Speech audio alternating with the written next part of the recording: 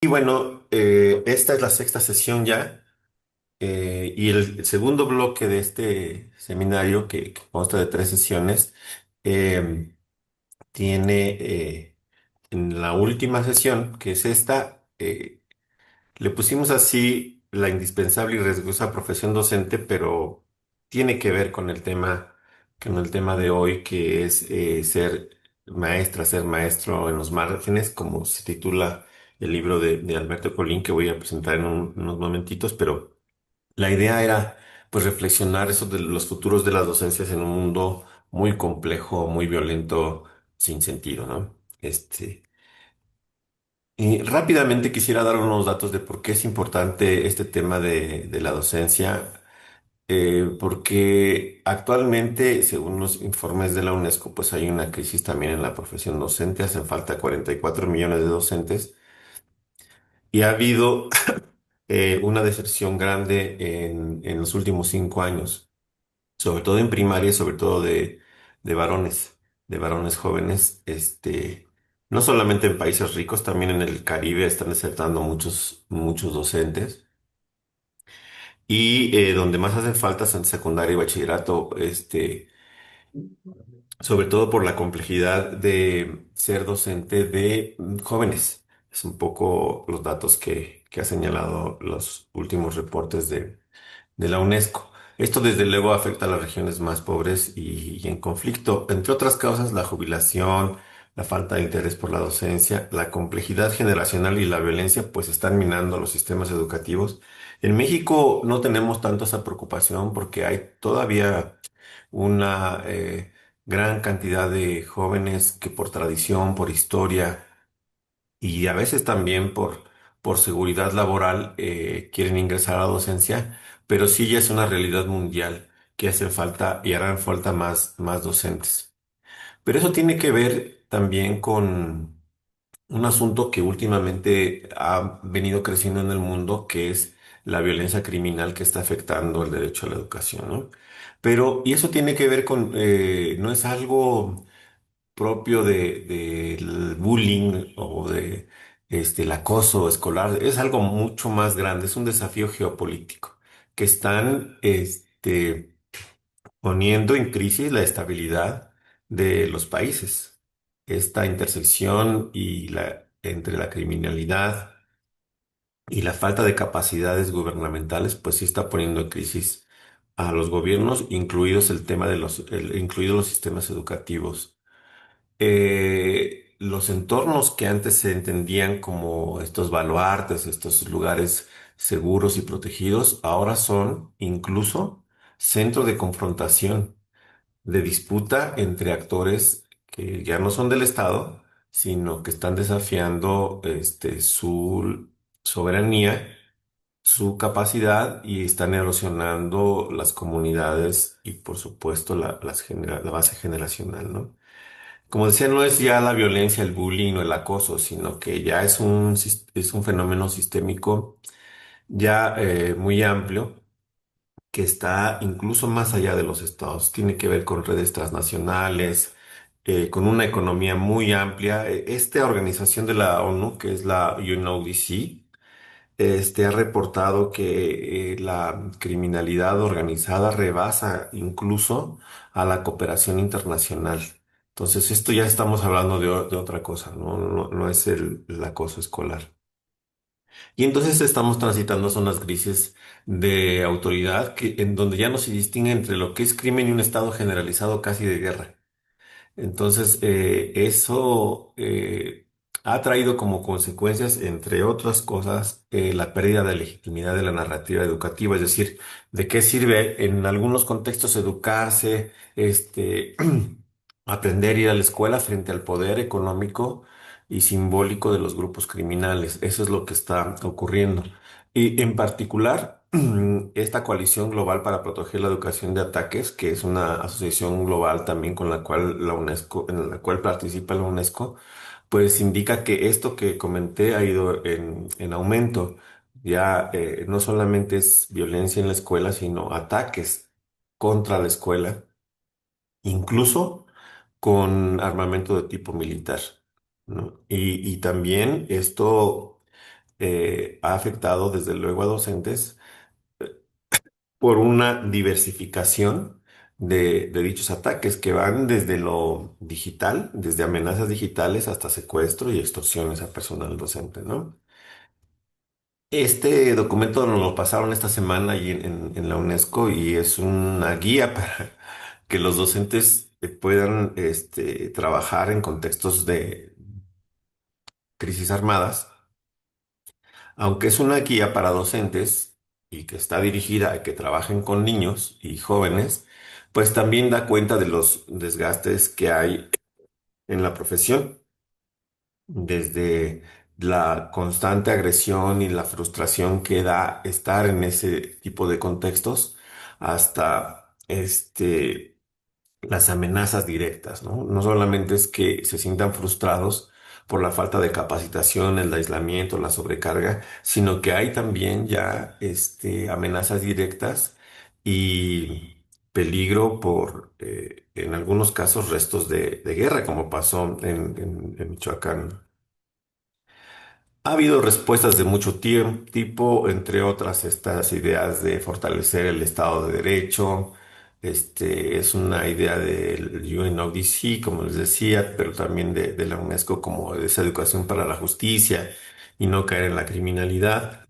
Antier fui a esta presentación de este informe de la Ibero sobre, bueno, proteger el bienestar de los docentes, etcétera, y las respuestas de la Secretaría de Educación un poco que siguen en el ámbito del acoso, de los protocolos, etcétera, pero no han abordado de manera amplia este fenómeno tan sistémico.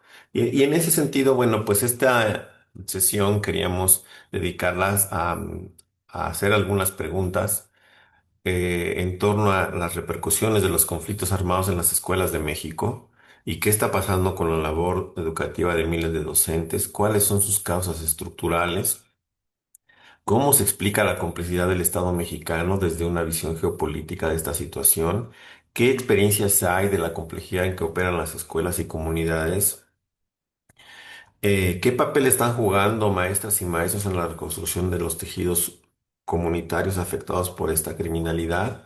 ¿Y qué organizaciones magisteriales y comunitarias alternas desde el territorio están sustituyendo la ausencia del Estado? Esas son las preguntas que, entre otras, quisiéramos trabajar en esta sesión. Y para ello, bueno, pues la agenda es muy sencilla. Vamos a dar la palabra a Tere, a quien ahorita voy a presentar, y también a Alberto para que nos hablen de estas cuestiones y después tener un intercambio en colectivo. Bueno, quizá primero presentar a Tere, que ella, muchos de ustedes la conocerán. Ella es politóloga académica. Me lo saqué de internet, Tere, así es que para que veas lo que dice la inteligencia artificial de tu labor. Ella es reconocida por su tarea en la defensa de educación pública y el acompañamiento a movimientos magisteriales de izquierda en México. Es doctora en ciencia política, es maestra en filosofía política también. Es maestra ahora de la FES Aragón y también acompaña a la Universidad Autónoma Comunal de Oaxaca. Es acompañante también de la CENTE y pues es especialista en temas de educación superior en México. Y Alberto es investigador del DIE, del CINVESTAB, una de nuestras instituciones más prestigiadas en temas de investigación y educación. Él es antropólogo, es también maestro en investigación educativa y en ciencias sociales. Y ha hecho trabajos muy interesantes como este del que vamos a hablar de ser maestro en los márgenes, que está centrado en Tierra Caliente de Michoacán, pero también otros trabajos como podrán ahí ver relacionados con el trabajo docente desde una visión de territorio, desde una visión etnográfica. Pues bien, no quisiera ocupar más tiempo y dejar la palabra, si les parece bien, a Tere y a Alberto para que nos comenten, aborden estos temas que yo quise brevemente dibujar, que es una problemática mundial, pero que en México tiene sus particularidades y que creo que nos tiene que dar para hacer una reflexión qué pasa hoy con la docencia y qué va a pasar en el futuro si no modificamos o hacemos algo para que esto pueda cambiar. Así es que, Tere, te dejo la palabra. Muchas gracias por aceptar participar en esta sesión. Gracias, Adolfo. Buenos días a todas y a todos. Em, bueno, realmente la mayor parte de la presentación, obviamente, es la de Alberto, que es el que nos va a hablar de su libro y de las reflexiones que ha hecho a partir de su trabajo etnográfico, particularmente en Tierra Caliente, referente a la violencia criminal. Lo que a mí me gustaría hacer nada más como a manera de plantear un marco interpretativo sería como pues fijar una postura desde donde pienso, no solo yo, mucha gente, eh, las causas estructurales de la violencia justamente, más allá de pensar en lo inmediato o en lo que se expresa así, pues digamos, como discurso oficial, ¿no? Entonces, yo tengo aquí un par de páginas, nada más respecto a eso. No me puse de acuerdo con Alberto, no sé si él vaya a estar de acuerdo con lo que yo voy a plantear, pero por lo que he leído y por lo que le conozco, yo creo que coincidimos en el análisis, entonces lo planteo y bueno, ya en su presentación veremos pues si él está de acuerdo o plantea alguna otra propuesta de análisis o de reflexión, ¿no? Entonces, bueno, mi intención aquí es este marco interpretativo desde la economía política, que bueno, pues es digamos, lo que a mí me mueve y lo que hasta ahora me ha dado ciertas, como certidumbre, ¿no? Cuando pienso que no hay por dónde, que es muy difícil entender lo que está pasando, regreso a estas líneas, ¿no? Rutas para entender a qué responde lo que pasa. Y bueno, pues lo voy a leer para no extenderme y tratar de ser más precisa. Eh, Todo lo sitúo en función del despliegue del capitalismo y su fase reciente, ¿no? La fase actual, vigente. Bueno, entonces lo digo así. Las constantes crisis del capitalismo lo han llevado a profundizar y radicalizar el despojo con tal de producir más riqueza. Pero como los recursos naturales, así como la fuerza de trabajo, son limitados, se vuelve necesario intensificar su explotación para extraer más valor. En otras palabras, más extractivismo de territorios, cuerpos y saberes. Si la violencia es intrínseca al capitalismo en su fase neoliberal, la etapa más mortífera y salvaje que hayamos vivido, la violencia escala y cobra formas que se pensaban irrealizables o excepcionales y quizás solo posibles en condiciones extremas, como si fueran anómalas, inusuales o insólitas. Y esto ocurre, desde luego, más allá de nuestras fronteras. Sucede internacionalmente porque internacionales son también las relaciones económicas y de poder que el capitalismo genera y sostiene, así sea diferenciadamente para los países del centro y los de la periferia. La economía legal y la ilegal están organizadas bajo la misma lógica de acumulación de capital. Es decir, el capitalismo funciona y se expande más allá del Estado de Derecho. Su propósito último nada tiene que ver con la legalidad, la ética o la democracia. Para mantenerse y expandirse, apurado por la lógica de la competencia, el capitalismo obliga a la incorporación de ciencia y tecnología a los procesos productivos. Y lo mismo ocurre en la fábrica, en la mina, en los campos de terratenientes, en el ámbito de prestación de servicios o en el cultivo de cannabis, o bien en los laboratorios que maquilan drogas sintéticas o en la prestación de servicios de prostitución o vientres de alquiler. En cada caso, el principio es el mismo, aunque algunas cosas sean legales y otras no.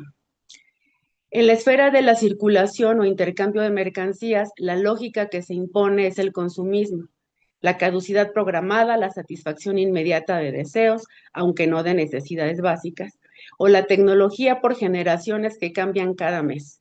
Pero también viene el consumo sin escrúpulos de cuerpos, lo que alienta la trata de personas, especialmente de mujeres.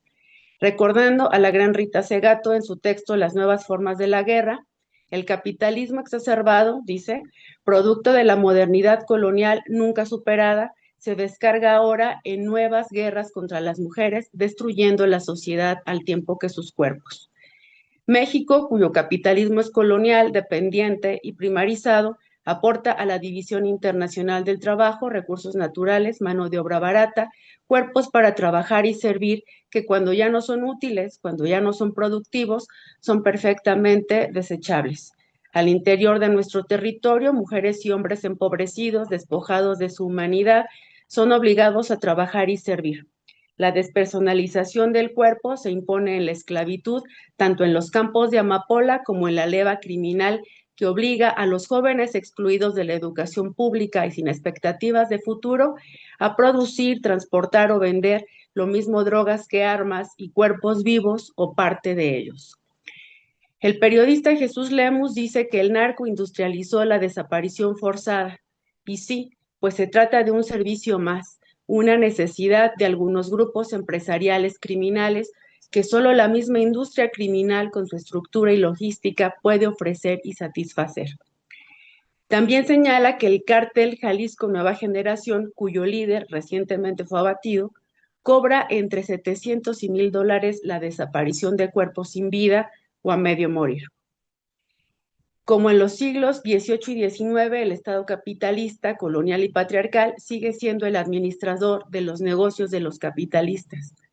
Estado y capitalistas, lo mismo banqueros, terratenientes, industriales y dueños de minas que proxenetas, traficantes de drogas, armas, órganos o mujeres, emplean la pedagogía de la crueldad de la que habla Segato para normalizar la violencia y hacerla común.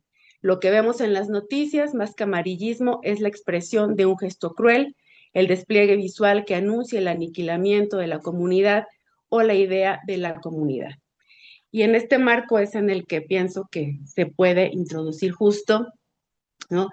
Cómo trabajan, cómo sobreviven y cómo también protegen las vidas de no solo de niños y niñas, sino de comunidades completas, los, eh, los maestros y las maestras, especialmente en estos lugares donde estas contradicciones del capitalismo se exacerban y se plantean descarnadamente, que eso es lo que estamos viendo. Y bueno, pues el ejemplo clarísimo es la violencia y desplazamiento en Guerrero de estos últimos días, que con toda claridad se presenta como una relación simbiótica entre algo que no es diferente, Estado y crimen, sino que son las dos caras de la misma moneda, que es el capitalismo rampante en su etapa neoliberal, ¿no?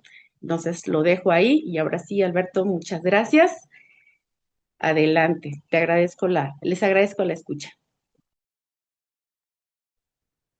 Súper bien, muchas gracias. Sí. Bueno, muchísimas gracias, Tere. Gracias, Adolfo, por la introducción también. Me gustaron mucho los dos balances o aperturas, porque sí sitúan dimensiones del problema a nivel global, que sí, como bien dicen, no es algo específico de México, sino que es algo que ya se ha visto en otras geografías y que lo interesante aquí es notar la particularidad que tiene cada caso, ¿no? Y cómo se configura de acuerdo a las condiciones locales, a las condiciones regionales porque pues ya bien lo señaló Tere, ¿no? Cómo ese sistema está produciendo ese tipo de muerte y en algunos territorios donde también hay unos intereses muy concretos, pero la mirada local a veces ayuda a distinguir cuáles son esos intereses, qué actores intervienen en esa producción de la violencia y por qué se está generando de esa manera, ¿no? Entonces, en el caso de Guerrero, por ejemplo, que ahorita mencionó Tere, es una ventana ahorita muy actual y muy interesante para ver que esta contradicción de la estatalidad, pues, es decir, de la forma que el poder gubernamental se aparece o no, o se aparece de modo muy disperso, o o como diría Carmen Ventura, a través de destellos de estado, ella le llama, ¿no? Es decir, solo aparece de manera estratégica en ciertos momentos cuando ya conviene que aparezca, pero mientras también tiene otros lapsos donde no ocurre, ¿no? O donde no tiene su presencia para legitimar ese Estado de Derecho. Entonces, muy interesante ahí las perspectivas. Yo creo que hay muchos territorios en este país donde podemos ir pensando este tema, porque desde hace años lo veníamos advirtiendo, al hacer menos 4 años hemos advertido que era un problema que va en ascenso y que necesitamos contradictoriamente pues más trabajo sobre el tema, pues, o sea, es decir, las afectaciones hacia el trabajo docente, hacia las escuelas en territorios rurales, principalmente en México, han estado aumentando. También digamos, el carácter cualitativo de estas violencias ha sido muy, muy intenso, muy heterogéneo. Y tenemos entonces que documentar eso, porque luego tenemos la otra deuda, que es qué hacemos, ¿no? Frente a eso. Primero, pues saber qué está pasando. Y eso es parte de una línea de investigación emergente que estamos tratando de construir, pero que primero, pues necesitamos ciertos insumos muy de carácter empírico, pues, para saber cómo está produciéndose esas afectaciones, ¿no? Y ahorita estamos en este primer nivel, en el primer nivel de la documentación seria de lo que está ocurriendo, con evidencia, pues, para después entonces tener un material en el cual discutir, ver tendencias, ver sentidos de esas violencias, y sobre todo las respuestas desde el terreno local, porque lo que apuntan algunos estudios, entre ellos el mío, que ya están saliendo a la luz, es que sí están generándose cosas, estrategias, pedagogías, formas de afrontar esos modos de la violencia, pero son aún experiencias muy focalizadas, muy chiquitas, pero no por eso menos significativas, sino que sí tienen un componente político importante que nos inspira a pensar de que hay posibilidad de hacer algo más, pero necesitamos ponerlas más en diálogo para ver qué vamos a hacer sobre este problema en particular. Y en México, lo que todavía no, como les decía, no tenemos muchos estudios al respecto. Yo creo que en los próximos 3, 4 años va a haber una buena producción de materiales al respecto. Nosotros estamos por sacar el próximo año un libro con algunas otras referentes, unas colegas en la UAM, en la Universidad Autónoma del Estado de Morelos. Este año van a publicar un libro también sobre el tema con varios espejos de todo el país.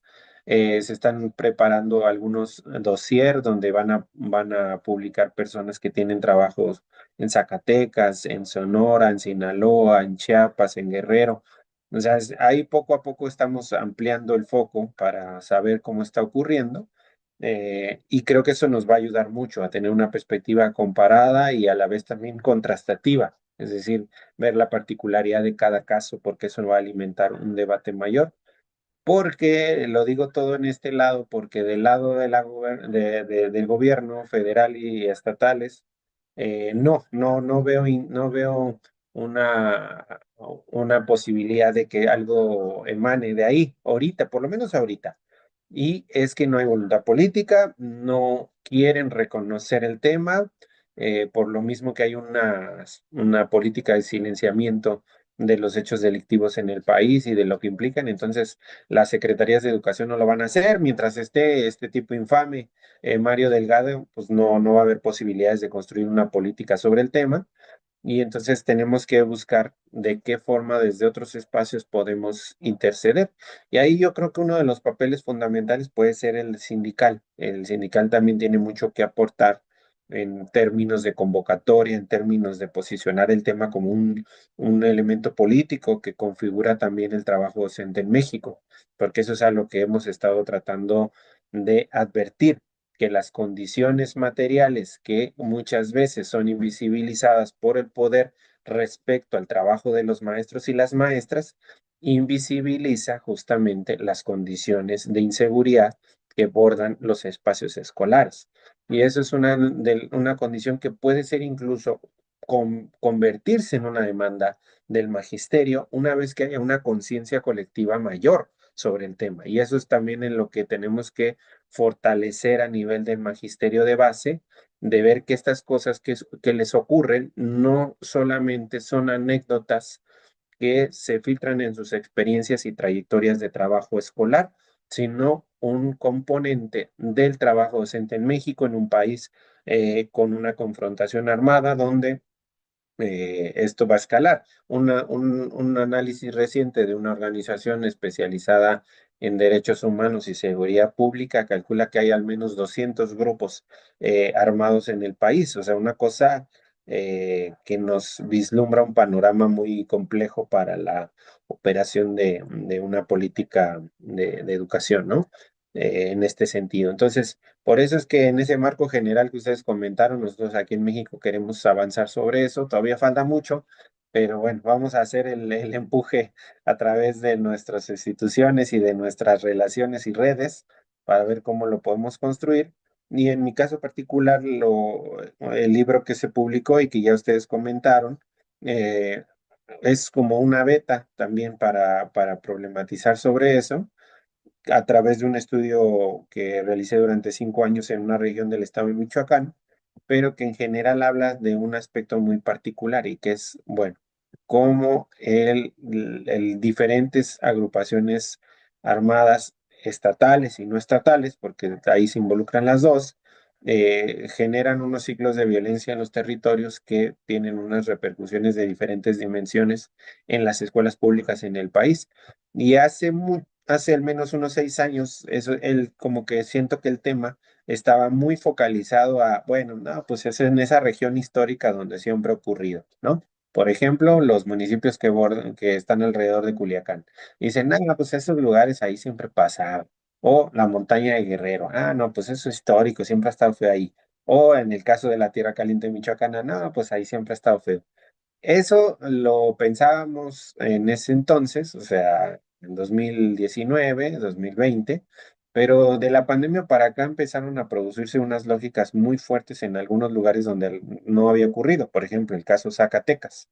Desde 2020 en adelante vino una confrontación de los grupos armados en el sur específicamente de Zacatecas, pero también en la zona centro y vimos cómo hay un pico súper elevado de eventos delictivos que afectaron las escuelas, de desplazamiento forzado de comunidades, es particularmente en el municipio de Jerez, y de desaparición forzada, ¿no? Un fenómeno que no era tan común, que era muy, muy aislado en Zacatecas y que se empezó a generalizar en estos últimos 6 años de una manera muy grave, ¿no?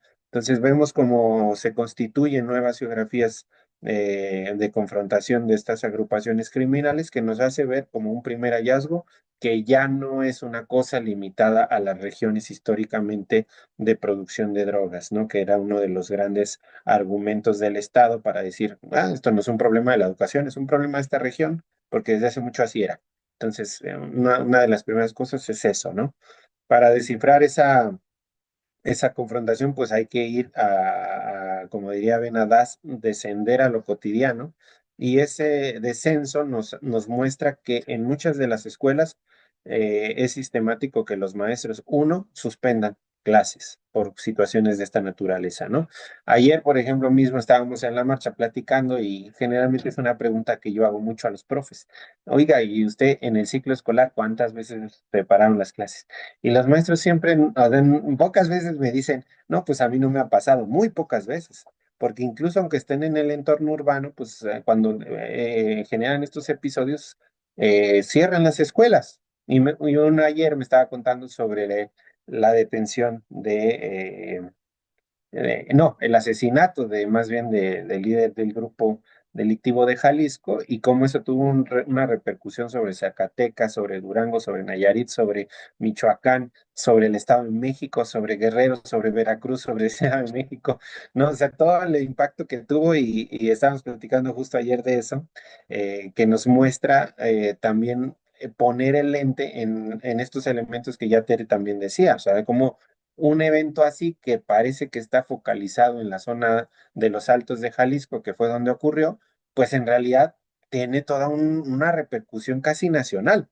Y eso habla justamente de la presencia densa, prolongada de las agrupaciones criminales que no solamente dependen, digamos, de un centro nuclear, en este caso el Grupo Delictivo de Jalisco, sino que sí tienen cierta autonomía, es muy heterogéneo el mundo del crimen, y por eso es que la idea de cártel, ¿no? No es muy útil para pensar este tema, porque es mucho más amplio de eso, es una aparición de diferentes células y grupos muy heterogéneos que a veces están en disputa entre sí, ¿no? Aunque pareciera que son de lo mismo. Entonces eso es lo que ha generado este tipo de entorno, ¿no? Muy entorno criminal. Y eso tiene que ver con lo que ya decía Tere, con lo que decía Adolfo sobre esta presencia de lo estatal muy contradictoria, muy ambigua, donde se generan estas zonas grises. Y bueno, ahí hay toda una literatura y una problematización desde la antropología y desde la sociología que ha aportado mucho, pero igual no es mucho el tema que hay que conversar aquí. Lo que sí quisiera comentar es que yo he visto el fenómeno a través de tres cosas. Uno, primero, pues de pensar cuál ha sido la experiencia directa de estos profesores en relación con la victimización por episodios delictivos o por la presencia de estos grupos, ¿no? Y esa forma de indagar en la experiencia, pues nos habla de cómo ellos han vivido y han como que analizado lo que les ha pasado o reflexionado sobre lo que les ha pasado.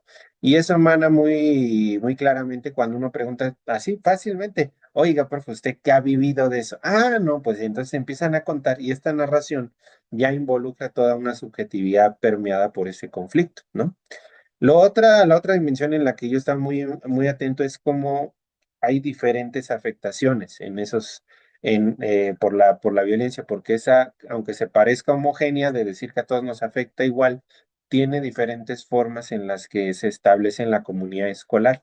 Y entonces una puede ser una afectación directa a como decíamos hace rato, a la interrupción de las actividades académicas, pero otras más profundas que tienen que ver, por ejemplo, con cómo el maestro es afectado en términos de sus emociones, ¿no? Pero también de lo que piensa que hace para confrontar eso. Y eso también los lleva a los maestros muchas veces a decir, no, pues no sirve lo que yo hago, porque al final estos jóvenes acaban en esto, ¿no? Y eso hay una lógica también de afectar su propia imagen, pues como profes y su labor, ¿no? Pierde sentido. Y esta es una cosa más interna que no está tan fácil indagar porque hay que tener más confianza, hay que platicarlo mucho, hay que verlo en su práctica de estos maestros y maestras, pero creo que es una dimensión muy importante. Y la tercera es sobre las estrategias que implementan.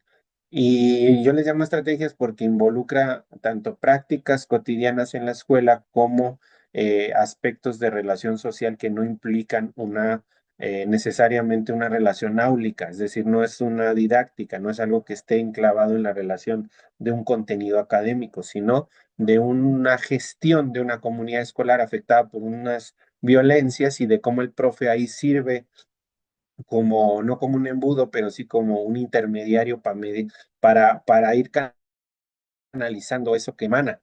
Y muchas veces estas cosas surgen de la propia praxis, surgen del sentido común, surgen del bagaje político, de la percepción que el maestro tenga sobre el conflicto armado, ¿no? Porque es a partir de eso de lo que va a reaccionar. Si el maestro viene también de una formación que a lo mejor no es tan crítica o que, pues la verdad, hay maestros que tampoco les importa mucho eso, ¿no? O sea, no crean que todos los maestros son comprometidos sobre el tema, o sea, también hay maestros que dicen, no, pues ahí háganle ustedes como, como sean, yo vengo de lunes a jueves, el jueves me voy a mi pueblo, bueno, a mi casa y pues ahí nos vemos, ¿no? Y también hay otros que sí se involucran, hay otros que están que acompañan incluso a las familias cuando hay un deceso de un familiar, cuando tienen un familiar desaparecido, ya se acompañan, maestros que acompañan a poner la denuncia en la fiscalía, o sea, hay de todo tipo, pero ese tipo de relación es la que creo que hay que establecer a través de ese abordaje de las estrategias. Entonces, son estas tres categorías o estos tres modos de acercamiento al fenómeno que por sí mismo uno ya podría constituir una investigación, digamos, pero o sea, podemos enfatizar mucho en la experiencia, podríamos enfatizar mucho en los modos de la afectación o de las estrategias, pero al final pues están articuladas. y tiene en el fondo un sujeto central, que es el profe y la profa, y que es desentrañar eso que yo digo que son las condiciones invisibles del trabajo docente hoy en México. Bueno, dicho esto, yo creo que hay que entonces comprender estas tres dimensiones a través de los contextos locales donde estos maestros se enfrentan, ¿no? Sin perder de vista este andamiaje con lo que ya platicaba Tei y lo que platicaba Adolfo, que es muy acertado sobre cómo están las lógicas del propio sistema produciendo esto, porque al final, pues no es un problema de pandillas locales que están en un mercado, o sea, está conectado pues a una macrocriminalidad, a unas redes políticas, ¿no? De funcionarios. Ahora lo vemos muy claramente en el caso de Sinaloa, con algo que la gente allá, la población sinaloense había señalado desde hace muchísimo tiempo sobre su relación de Rochamoya con un grupo criminal, sus relaciones, etcétera, y pues ahora todo el país lo reconoce porque pues ya los Estados Unidos lo dijeron, pero es algo que sabía la gente desde hace mucho. Él nació en Badiraguato, este pueblo histórico, ¿no? De relación con Joaquín Guzmán Loera. Entonces es de muy antaño, corte su relación. Entonces este tipo de cosas ocurren a nivel municipal, o sea, a nivel ayuntamiento, de una manera muy constante en México, aunque no se visibilice tanto. Por ejemplo, ahorita tenemos también la otra ventana, este fenómeno a través de la presidenta municipal de Chilapa, que está súper documentado su relación familiar con el grupo criminal de los Ardillos, y a pesar de que en la federación se sabe, no hay un operativo específico para detenerla o como diría la presidenta, para que presenten las pruebas. No hay esa cabida porque pues hay un tejido de relaciones políticas de alianza que también son muy endebles, es decir, no están, o sea, no son como acuerdos que estén totalmente sólidos y que así vayan a permanecer a través del tiempo. Son muy heterogéneos. De pronto puede llegar una ruptura de eso que yo no se me haría tan raro que de pronto envíen un operativo para detener, por ejemplo, a esta presidenta municipal. O sea, no sería raro, no sería raro. O sea, es firme ahorita el acuerdo que tienen, pero se puede ir rompiendo en cualquier momento, como ha pasado con otros funcionarios, como pasó con el secretario de Seguridad Pública en el tiempo de Adán Augusto Lora en Tabasco, que era líder de este grupo delictivo que se llamaba La Barredora, que es culpable de muchos secuestros, de muchas ejecuciones y sobre todo de muchas desapariciones forzadas poco visibilizadas en esta región del país, ¿no? Entonces, todo este tipo de cosas les digo que son elementos que hay que tomar en cuenta, aunque parezcan desconectados de la lógica escolar, no lo están, porque eso configura pues un actor más de donde se llevan a cabo los procesos educativos.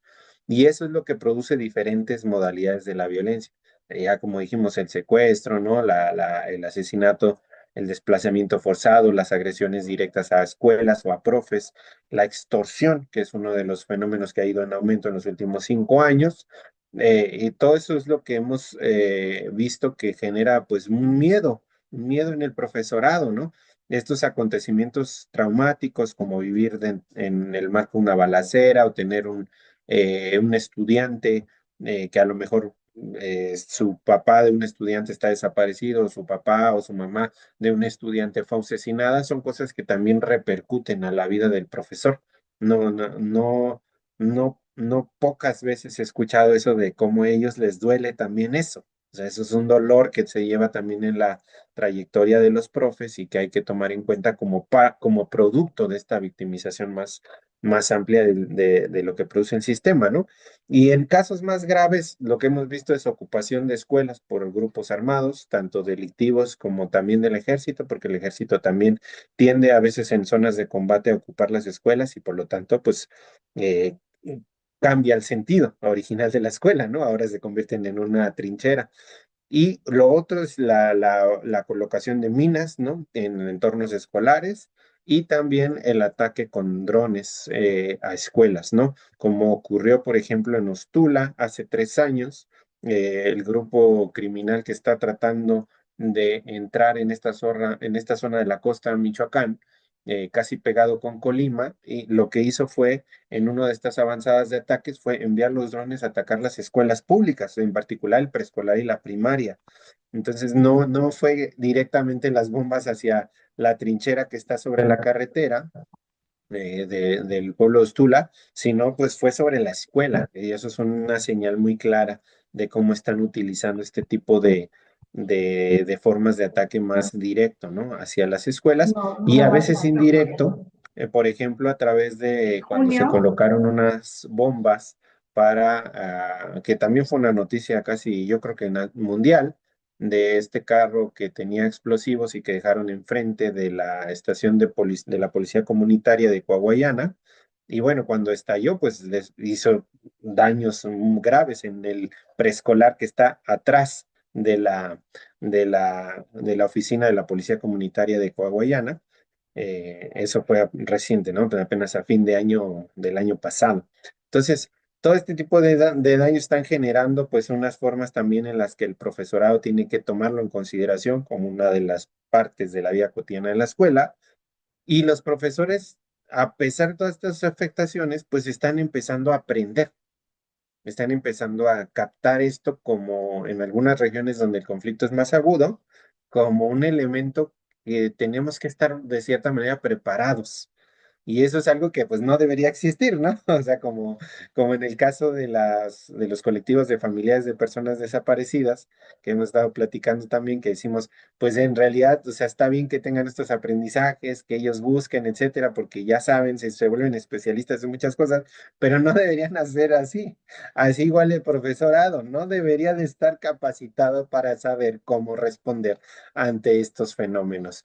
Pero a pesar de ello, pues están construyendo una serie de saberes. Y esos saberes es lo que les digo que hay que tener mayor eh, afilado el sentido de captar en qué consisten. O sea, lo que me queda claro y yo puedo argumentar como un hallazgo real aquí es que sí se están produciendo esos saberes. Lo que hay que ver es cómo se configuran esos saberes en la práctica cotidiana y eso depende de cada contexto local y de cada experiencia particular de estos profesores para poder ampliar la manera en la que ellos están construyendo. Y esos saberes pueden constituir un andamiaje, una estructura pedagógica para confrontar estas violencias, pero yo pienso que todavía estamos, digamos, lejos, ¿no? Ahí hay una discusión interesante. Por ejemplo, hace un tiempo, platicando con un compañero, bueno, cuando estaba haciendo la investigación, platiqué con Raúl Sibeki, que seguramente ustedes lo han leído, pues un periodista uruguayo, educador popular, y él me dijo lo siguiente, miren, les voy a leer esta nota. Él me dijo, cuando yo le estaba platicando sobre estas condiciones de violencia, él me dijo lo siguiente, la violencia no la vamos a resolver pedagógicamente. No hay una pedagogía o un aula o unos docentes muy buenos que nos permitan superar el problema de la violencia. La violencia es un problema estructural del sistema mundo hoy, eso que llamamos capitalismo, extractivismo, el nombre que le queramos poner. Hoy el sistema es violento y no vamos a encontrar una pedagogía de la no violencia que lo pueda superar. Obviamente, dice él, la pedagogía de la no violencia nos permite superar las violencias intracomunitarias, intrafamiliares, nos permite trabajar los traumas de la violencia entre los niños, la violencia es muy común de niños a niñas, entre varones, la violencia dentro del hogar. Dice, ahí sí podemos aplicar pedagogías de la recomposición de lo comunitario, del amor, de la ternura. Ahí sí podemos aplicar esas pedagogías, pero la violencia del sistema no tenemos cómo enfrentarla más que con autodefensa o con no interiorizar esas violencias para nosotros, no reproducirlas. Entonces quería afirmar eso porque hay una pedagogía que nos ayuda en nuestros vínculos, pero no en lo que viene de fuera. Ahí sí la educación popular puede ayudar a fortalecer los vínculos comunitarios para poner un freno a esa violencia tan brutal, ya que con que consigamos que esa violencia de los caciques del sistema no entre a nuestra comunidad, no modele nuestras relaciones, ya estaríamos haciendo bastante.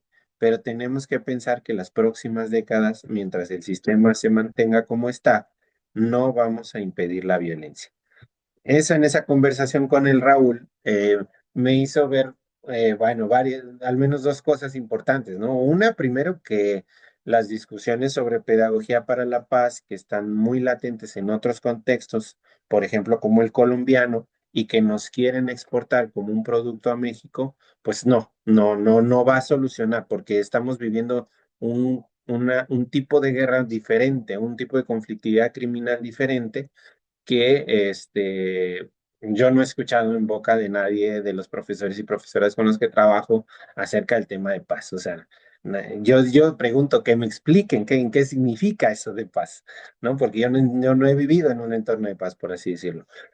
Eso por un lado. Y por el otro, que esto que dice Raúl sobre la educación popular y sobre los vínculos sociales y que no hay, y de cómo confrontar cómo se introyecta estas violencias, eso me parece muy fuerte, muy útil, ¿no? En este caso, porque como estamos todavía en este periodo previo, que les digo que no es como que ya vamos a implementar esta pedagogía para la paz y se va a solucionar, yo creo que estamos en un momento importante en el que lo que están haciendo estos profes a través de la construcción de sus saberes, sí pueden caminar en la dirección de ir sanando, o cómo decirlo, no, yo creo que sanando tampoco, más bien tratando los dolores que están viviendo las comunidades escolares a través del espacio escolar, que no sé si eso sea una pedagogía o sí, pero por lo menos hay algo ahí. Y eso algo ahí que yo he visto, por lo menos está en tres dimensiones. Una que sí tiene que ver con lo pedagógico y recreativo, por así decirlo, que tiene que ver con cómo el salón de clases se constituye en un espacio para un diálogo mucho más empático sobre lo que se está viviendo en el exterior y lo que los niños y niñas traen a la escuela y que no se ignora, sino que más bien se trata, aunque con dificultades, ¿no? Pero desde una perspectiva de educación que busca acoger al alumnado afectado por la violencia, ¿no? Y entonces eso va en una dirección de constituir la escuela como volver a hacerlo un lugar seguro, sin que eso requiera decir que vamos a cumplir tal y tal contenido de educación para la paz. O sea, es más una gestión de la escuela como espacio seguro que como contenido, ¿no? Otra dimensión tiene que ver con esto que decía Raúl de la educación popular, que yo lo veo más concretamente en la articulación escuela-comunidad. Esto, aunque suene viejo, sigue siendo muy importante porque la coordinación de los actores educativos con las familias, con ciertas autoridades de la comunidad, incluso eclesiales, puede ayudar a hacer una red un poquito más grande para confrontar ciertos efectos de la violencia. Y al final, eso tiene que ver con crear comunidad. Y ese crear comunidad sí ayuda a confrontar por lo menos el temor tiende el temor producido por estos grupos tiende a ser individual. Por ejemplo, el dolor de una familia de persona desaparecida se ve como algo que solamente les compete a ellos y a lo mejor este tipo de enfoques más integrales nos ayuda a que la escuela también asuma ese dolor de esa persona desaparecida y que aporte en esa mirada más colectiva, ¿no?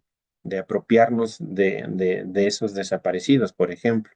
Y eso ayuda pues también en algunos contextos a negociar ciertas afectaciones con los grupos que mantienen el poder, porque como bien ya lo apuntaban en el inicio, pues el Estado a veces es uno más de los actores que busca controlar o que busca el control social. A veces también hay otros grupos que representan el poder, que representan la autoridad y esa autoridad a veces también tiene que ser negociada con los actores comunitarios, ¿no? Y qué mejor que hacerlo pues en colectivo.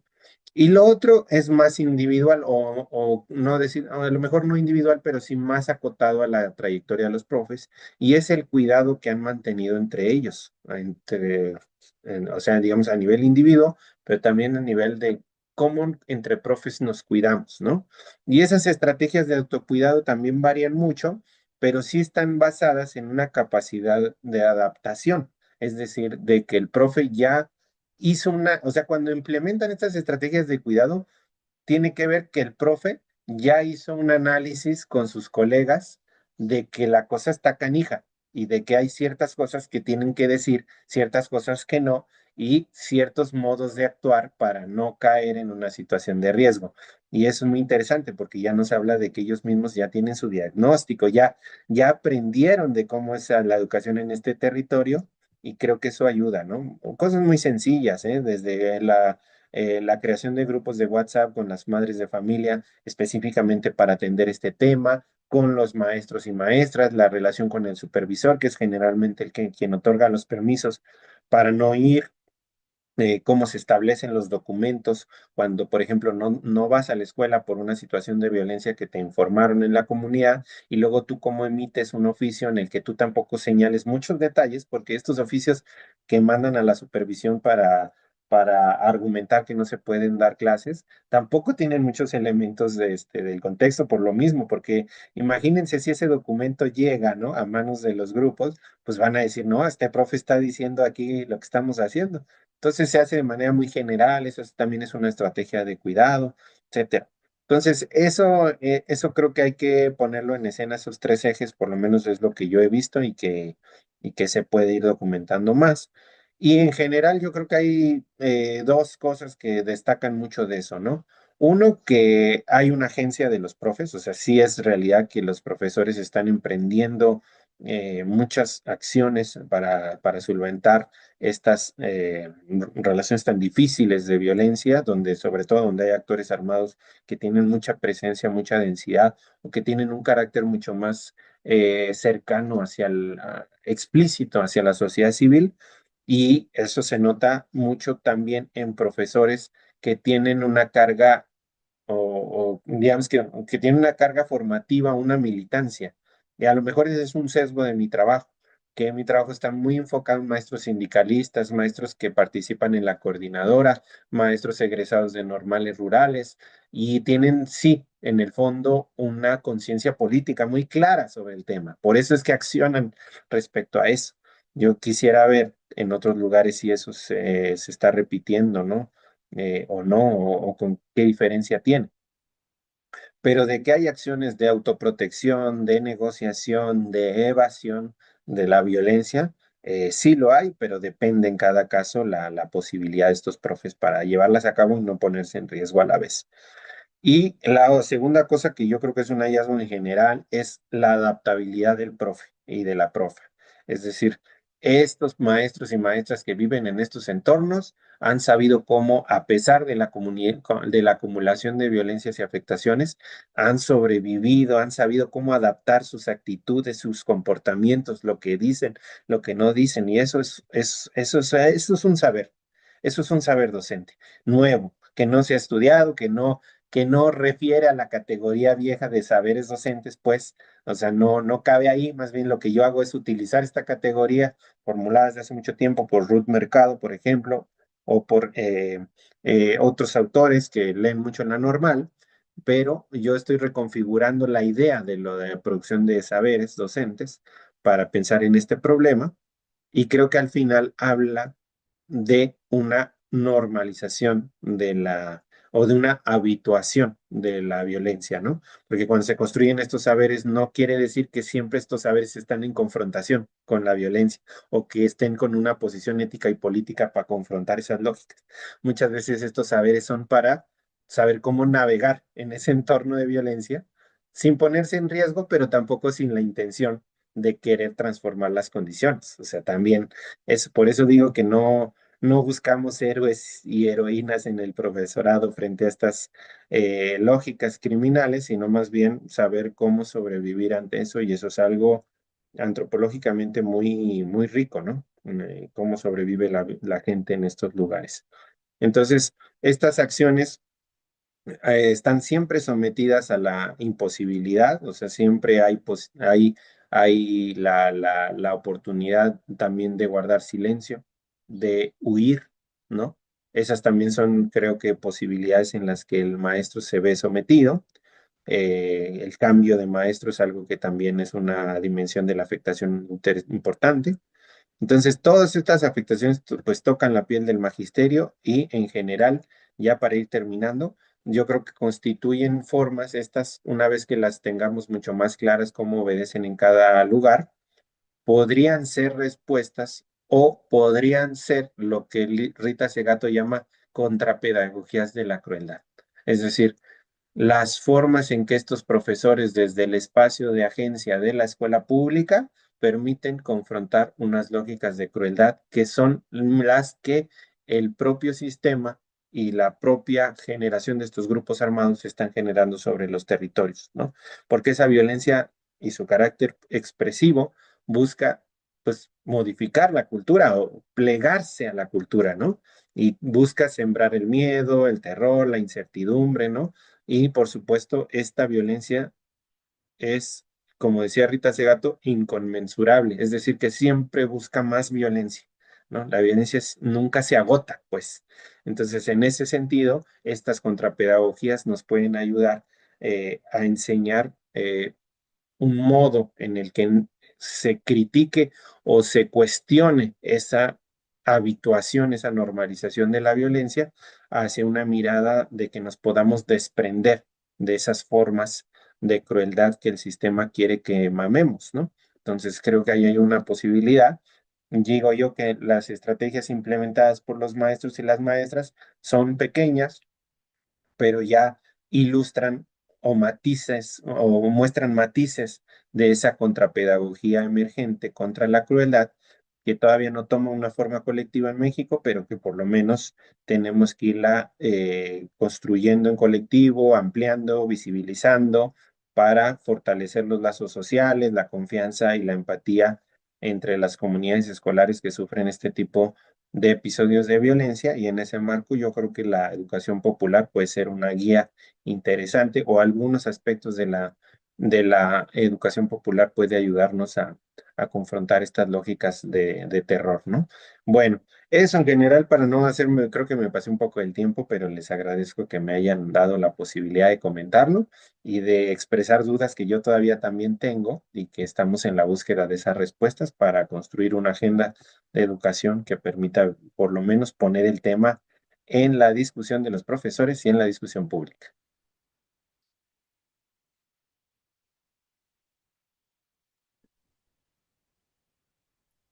Súper, Alberto, pues muy, muy importante, es muy clarificador y en muy poco tiempo que dijiste tantas cosas tan relevantes. Yo fui tomando nota, pero realmente, bueno, desde luego tu libro es muy abundante en ese tema. Solo he revisado, no otros estudios que has hecho, pero em, creo que esta relación que haces entre lo que ocurre a nivel político, lo que está ocurriendo a nivel de escuela, pero también de comunidad, de subjetividad docente, de práctica pedagógica, de saber profesional. O sea, hay como muchos elementos que están por discutirse. Esta relación entre si es didáctico o es de gestión, si es de trabajo colaborativo, porque también, eh, así como lo describes, pues no es el profe en su individualidad, ¿no? Sino es un colectivo, es un trabajador. Como bien decías, incluso la parte sindical, que es otra dimensión, la parte de la formación, o sea, son muchas cosas que quizá tendría que replantear como bien dices, y ahí sí un poco quisiera abrir la discusión, el futuro de la docencia, porque quizá el futuro de la docencia tiene que ver con todos estos elementos, donde, aunque ya se ha dicho desde hace muchos años y en las escuelas normales lo venimos diciendo, por ejemplo, recuperar las historias de la formación, ahora ir hacia hacia la educación comunitaria, etcétera, pero han sido como episodios pasajeros en la formación donde no se han, pienso que hacia este momento, replanteado la docencia en un mundo de violencia, ¿no? Es decir, como que se piensa que es algo que tiene que acabar en algún momento, todos lo deseamos, está fuera de las capacidades de los profesores, porque para eso no fueron formados, eso también es otro tema, y que los esfuerzos que se hacen, bueno, pues es para trabajar, como decías tú, para reconfigurar los lazos sociales, incluso ahora con estos temas de la resiliencia, que se ha vuelto también muy común, ¿no? Pero pienso que ha estado fracturado este discurso sobre la docencia y el docente hoy, del 2006 en adelante, quizá tenga que tener estas pedagogías o contrapedagogías que tú mencionas. Este, y yo creo que eso en primera instancia me llama mucho la atención de la identidad. Es decir, la identidad del profesor, con todo esto, ¿no? Estado, comunidad, escuela, familias, sindicato, etcétera. Es la nueva configuración docente, pero no la queremos ver en su complejidad porque lo reducimos a lo didáctico, a lo estratégico, si esta estrategia didáctica funciona o no, o lo desprendemos del conflicto laboral, o sea, como que está todavía, a pesar de 100 años de pedagogía, de que hablamos de esta necesidad de articular lo complejo, lo seguimos viendo separado y el futuro de la docencia pienso que no va a ser distinto. Va a ser muy en el camino que tú has señalado, ¿no? Con toda esta complejidad, con todos estos niveles y tendríamos que discutir si en adelante el futuro de la docencia tendría que repensar su identidad ante un escenario, como decía Teresa desde el principio, de violencia creciente, porque esto, que es una expresión, decía ella en sus palabras, la expresión más descarnada de un sistema capitalista tremendo, pues no va a parar. Es más, se está agudizando, se está agudizando. Entonces, bueno, quisiera abrir un poco la discusión hacia allá, pero a lo mejor también preguntarte, ¿tú cómo ves este tema de lo docente, de la reconfiguración de su identidad ante un escenario creciente de violencias que no va a parar y más bien que tendríamos que, creo que asumir como parte de una complejidad que aunque venimos discutiendo desde hace años, creo que no termina de afianzarse en la formación y en el pensamiento de la tarea docente en las escuelas? ¿Cómo ves tú eso? Y bueno, perdón, y ya después abrir la discusión para quienes quieran. Sí. Sí, definitivamente este tipo de producción de violencias tiene una repercusión sobre el sentido mismo de la identidad de los profes y de la misma escuela en el sentido social de la escuela, ¿no? Ahí en el libro se toca algo de eso, recupera una idea de un antropólogo que se llama Gonzalo Sarabí. Él llamaba de escuela acotada, decía él, para decir cómo se minimiza la potencia del proyecto social de la escuela, como antes como se pensaba de que entre más estudias, pues más hay como un ascenso social, ¿no? Como un trampolín del ascenso social. Bueno, ese mito pues ya hace mucho tiempo se ha cuestionado, se ha resquebrajado, pero en estos contextos particulares yo le llamo escuela precaria porque creo que se configura como una institución muy secundaria en la vida de los pueblos, cuando antes era lo central, cuando antes era como que el núcleo del desarrollo de las relaciones entre diferentes actores de un pueblo, ¿no? Se hacen las asambleas, por ejemplo, en las escuelas, ¿no? O cómo le entraba la gente cuando el maestro decía, bueno, vamos a hacer faena o tequio, pues entrémosle todos, etcétera. En estos lugares ya es bien difícil porque, bueno, uno por la desconfianza, por la inseguridad, por no poder habitar el espacio público, porque la escuela pierde centralidad y entonces los jóvenes ya están más vinculados o más interesados en vincularse a un grupo de la maña. En todas estas cosas cambian el sentido de la escuela. No digo que en todos los lugares, pero en algunos sí. Y eso también está trayendo a colación, pues, esa transformación de la identidad de los profes, ¿no? Porque como repercute en su labor, como les decía al inicio, de que piensan muchas veces que lo que hacen no es suficiente, también llega a una crisis del sentido del para qué la docencia, ¿no? Una colega decía, entonces, que ya hay más estudiantes que como ven esto, pues ya menos quieren ser maestros y más quieren ser o militares o vincularse a estos grupos, ¿no? Una vida más rápida, una vida con lana, etcétera, alimentada también por muchos estereotipos y por muchas visiones de los medios de comunicación de masas, por la propia producción cultural alrededor del narcotráfico, etcétera. O sea, son varios componentes, pero en general yo creo que sí hay un cambio, como bien dices, ahí en la identidad que se configura de acuerdo a estas vicisitudes que están viviendo y de que muchas veces a lo mejor y entre su propia familia no es algo que lo comenten mucho, pero yo creo que en el fondo sí es algo que se cuestionan ellos, ¿no? De decir, bueno, ¿y ahora qué hacemos con el potencial que tenemos? Conozco varias parejas de profes, o sea, profe y profe que están casados, que están trabajando en estos entornos así, y a veces entre ellos como que se dan ese aliciente, ¿no? Porque conozco parejas de profes que trabajan en la misma escuela y parejas de profes que trabajan en diferentes escuelas, y es muy interesante cómo luego en las conversaciones entre ellos mismos dicen, pues sí, o sea, es como que se nota que están cambiando sus sentidos o su imagen moral de profesores que tiene que ver con esa identidad profesional, pero también más allá de eso, y cómo lo que hacen está muy limitado por lo que ocurre. Y muchas veces dicen, no, pues a mí nada más me toca llegar hasta esto y algunos otros sí dicen, yo voy a hacer esto porque esto va a alimentar otra cosa, pero depende en cada caso y es bien interesante que en las escuelas normales esto, pues como bien decías, no se toca mucho, pero de alguna manera está configurando un nuevo, no sé si un nuevo profesorado, pero sí un profesorado que tiene que tomar en consideración esta dimensión para su labor y mejor tomarla cuanto antes, es decir, mejor tomarla en la formación normalista porque al final de cuentas, en el inicio de sus trayectorias magisteriales se van a topar con estos contextos y se van a quedar como, ¿y ahora qué? ¿No? Como a muchos les ha pasado, sin muchas herramientas, pero esperemos que a lo mejor esto alerte sobre eso para ver cómo puede eso constituir un tópico, una estructura que alimente la propia formación del profesorado en esta dirección.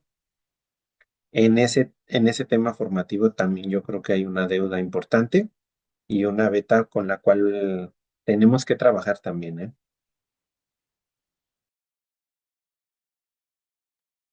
Sí, muchas gracias. Bueno, pues acá ya Lulu Santana, que es una maestra de Guerrero, quien saludo con mucho gusto. Acá te pregunta si dice documentar, excelente investigación, documentar la realidad conlleva riesgos, me interesan los saberes identificados, por ejemplo, el saber navegar con la violencia formaría parte del currículum de la educación. Pueden existir protocolos de actuación reales, se queda en el romanticismo, los docentes tienen miedo de hablar de la realidad, de documentarla, lo esconden. Si no, no pasará nada. Tienen algunas actividades o autores que pueden ayudar a los docentes a sobrevivir en esos entornos, estudios de casos, incidentes críticos, proyectos, etcétera. Bueno, hay un documento de la UNESCO que mostré al principio, pero ahí voy a ponerlo también, que son esas orientaciones para docentes en contextos de guerra, ¿no? Este, los estuve revisando, pero pues sí, como que da orientaciones de tipo socioemocional y también como de saber, da unas orientaciones para el profe que actúe con calma, ¿no? O sea, que piense, no me acuerdo cómo lo dicen en inglés, pero es como detenerse un poco a pensar y luego actuar, o sea, no actuar de inmediato. Y también tener algunas estrategias didácticas, pero no sé si eso sea suficiente para actuar, ¿no? Y yo creo que tú lo decías muy bien, hay cuestiones de gestión de la escuela como un entorno seguro, o sea, no es solamente lo didáctico, sin escapa lo didáctico, lo decías, como ese tipo de gestión, la vinculación comunitaria, la relación con la autoridad, en este caso la supervisión, el propio grupo de maestros, ¿no? De poder trabajar, en conjunto, ¿no? Procesar los miedos y los dolores de manera colectiva. Creo que ya por ahí explorabas varias cosas, ¿no? No sé si quieras ahondar en eso un poquito, que se me hace muy pertinente la pregunta de la maestra Lulu, porque siempre existe ante todas estas situaciones, mm, bueno, el qué hacemos. Ok, sí. ¿Y cómo hacemos para trabajar en la escuela? ¿Cómo hacemos como colectivo? ¿Qué hacemos en la normal, no? Eso, pues no sé si quisieras Sí. aportar un comentario. Sí, justo también ayer, como ayer estuvimos dialogando con varios profes allá en la marcha, como vinieron varios, estábamos diciendo sobre eso de que como les dije al inicio de la conversación, de que yo creo que la Secretaría de Educación no va a venir, pero la Secretaría de Educación tiene el poder de convocatoria de las masas, porque muchas veces la gente no viene a las cosas por voluntad, viene porque les llega el citatorio en la escuela. Entonces, como no tenemos ese poder, tenemos que buscar la estrategia de ir sensibilizando ciertos bloques o ciertas zonas escolares para trabajar de manera más focalizada. Y decíamos ayer que un protocolo no es suficiente. Tendríamos que hacer muchos protocolos heterogéneos porque son diferentes las formas de victimización y, por ejemplo, un protocolo de trabajo escolar con población desplazada forzada no va a servir en uno donde tengamos más episodios, por ejemplo, de ataques armados, ¿no? Pero donde la población no esté desplazada. O sea, las modalidades de la violencia, los tipos de violencia también orientan la forma en la que podemos entrarle al tema o no. Por ejemplo, ayer estábamos también discutiendo, desde la semana pasada que hicimos un foro sobre desaparición forzada y educación, sobre la necesidad de construir una sensibilización en las autoridades escolares para atender este fenómeno. Entonces decíamos, sí, pues sí, construir por lo menos unas directrices o un protocolo en relación a la desaparición forzada me parece importante, pero primero pues tenemos que aprender a hablar de ello y romper ciertos estereotipos sobre la búsqueda de personas, porque la gente tiene miedo incluso de acercárseles a hablar a una víctima, ¿no? A una familia. O sea, les da miedo porque dicen, bueno, todavía, aunque parece que no, en nuestros círculos, todavía en la mayoría de la sociedad permanece la idea de que por algo estaban, o sea, que por algo les pasó. Y eso es una barrera que en la batalla moral que están dando las familias, todavía no está totalmente ganada, ¿no? Entonces eso primero lo tenemos que combatir para construir alianzas más fuertes y poder hacerlo. Entonces, una de las cosas que estábamos platicando la semana pasada es cómo construir un recorrido o un programa más sistemático de donde las familias puedan ir a, a- a- a dialogar directamente, a dar una plática pues a las escuelas con los estudiantes de nivel de secundaria y de nivel de primaria también, porque muchas veces se quiere ocultar este tema desde los profesores y desde las familias a las infancias. Y entonces eso es un error, eso ya se ha documentado, por ejemplo, una profesora que se llama Severin Durín.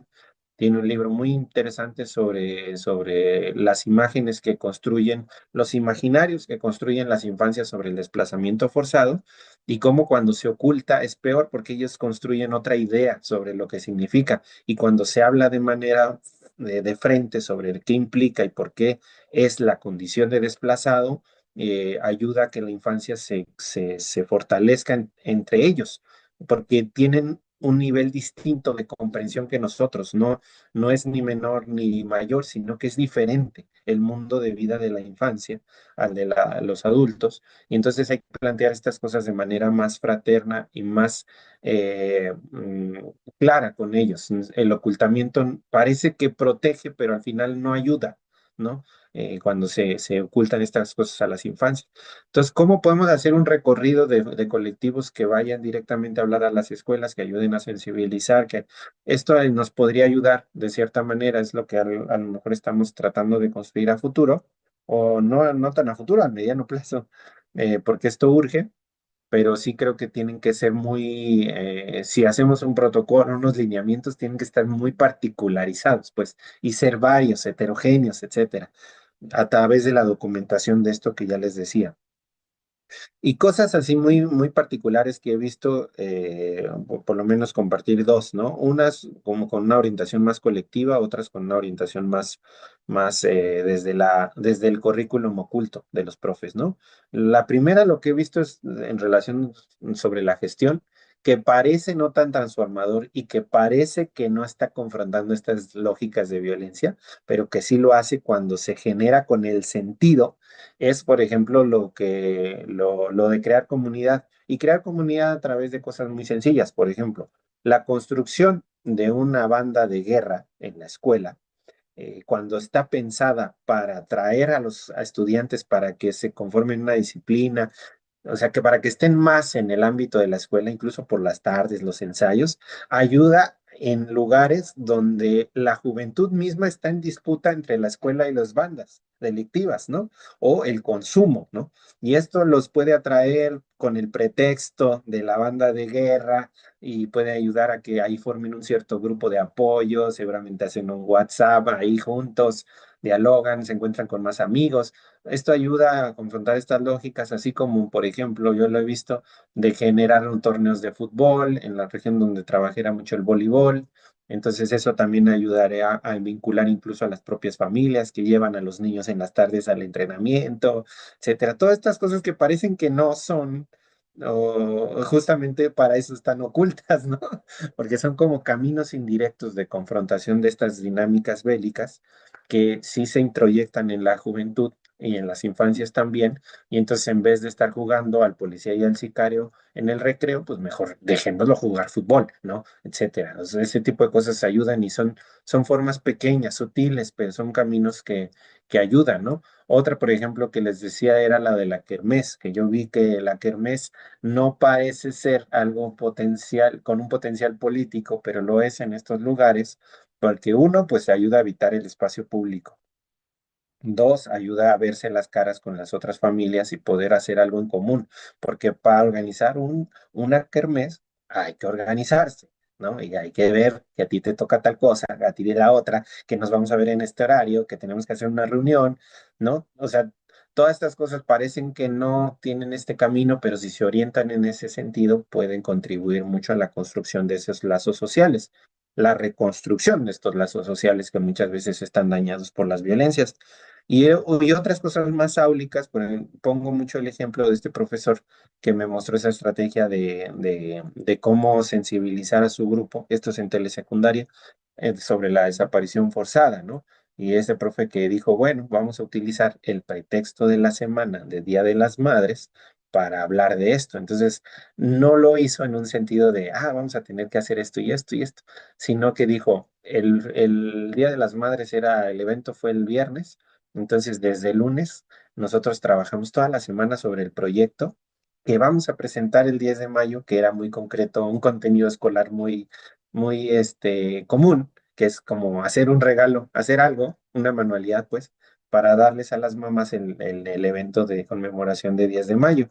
Y en este turno fue una cajita de madera que hicieron los estudiantes y la pintaron, y entonces era como era el objetivo de cumplir como con un elemento muy común en la cultura escolar, pues, de esta celebración del 10 de mayo, pero a lo largo de los días reflexionaron sobre el cambio de sentido del 10 de mayo que han hecho los colectivos de familiares y particularmente la figura de las madres buscadoras. Entonces el lunes lo primero que hicieron fue hacer ese contexto a través del profe, de decir, miren, desde hace 14 años se celebra una marcha que se llama Marcha de la Dignidad Nacional, donde ta. Y la desaparición forzada es esto. A ver, si a ustedes les ocurre de un familiar, ¿qué es lo primero que tenemos que tener? ¿No? Pues la tarea del lunes fue ver qué elementos tenemos que tener para hacer una ficha de búsqueda. ¿Qué es una ficha de búsqueda? Bueno, pues lo busquen en internet, porque esa es su chamba, su tarea.